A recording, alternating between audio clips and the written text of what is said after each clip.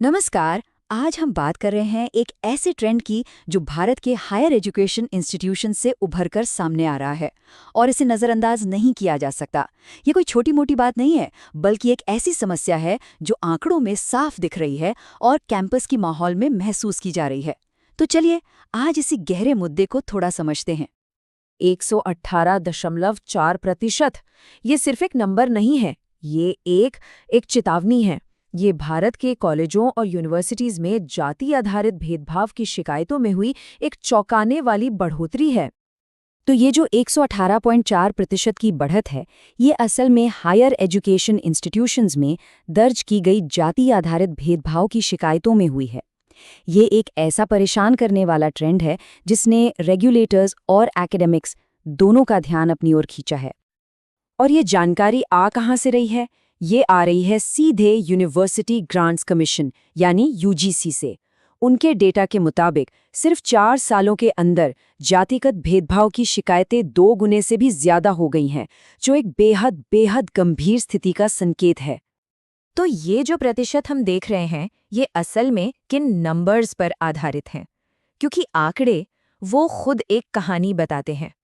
चलिए आंकड़ों को देखते हैं। 2019-20 में 173 मामले दर्ज हुए थे और 2023-24 तक आते आते ये संख्या बढ़कर 378 हो गई।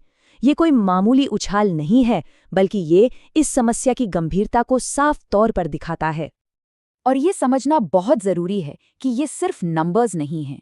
हर एक शिकायत के पीछे एक छात्र का असल दर्दनाक अनुभव छिपा है। और यही हमारे सीखने के माहौल को सेफ और इंक्लूसिव बनाने की राह में एक बहुत बड़ी चुनौती है। तो सवाल उठता है कि इन बढ़ते आंकड़ों के जवाब में अथॉरिटीज कर क्या रही हैं? खैर, एक बड़ा कदम उठाया गया है। आइए देखते हैं कि इस ट्रेंड को रोकने के लिए क्या किया जा रहा है। यूजीसी ने उच्च शिक्षा संस्थानों में समानता को बढ़ावा देना रेगुलेशंस 2026 पेश किया है।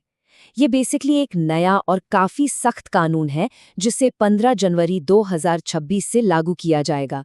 इसका मकसद एक ही है, जाति आधारित भेदभाव को रोकना और सभी के लिए एक सुरक्षित माहौल बनाना। अब ये पहले से अलग कैसे है? देखिए, जो 2012 के नियम थे, उनके तहत हर संस्थान में सिर्फ एक इक्वल अपॉर्चुनिटी सेंटर बनाना जरूरी था। लेकिन 2026 के नए नियम इससे कहीं आगे जाते हैं। ये एक मजबूत कानूनी ढांचा है जो एससी, एसटी, ओबीसी, दिव्यांग छात्रों और महिलाओं के खिलाफ होने वाले भेदभाव को एक्टिवली रोकने के लिए बनाया गया है। तो एक तरफ बढ़ते हुए मामले हैं और दूसरी तरफ एक नया सख्त कानून। लेकिन सबसे बड़ा सवाल तो यही है कि क्या ये काफी होगा? जैसा कि सोर्स एनालिसिस में भी कहा गया है, ये परिसर में बढ़ते जातिवाद की एक चिंताजनक स्थिति को दर्शाता है।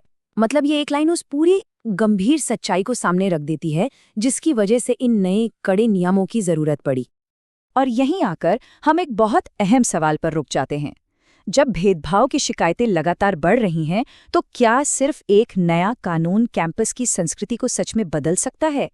क्या नियम कानून उन सामाजिक मुद्दों को हल कर सकते हैं जिनकी जड़ें समाज में इतनी गहरी हैं? ये एक ऐसा सवाल है जिसका जवाब हम सभी को मिलकर खोजना होगा।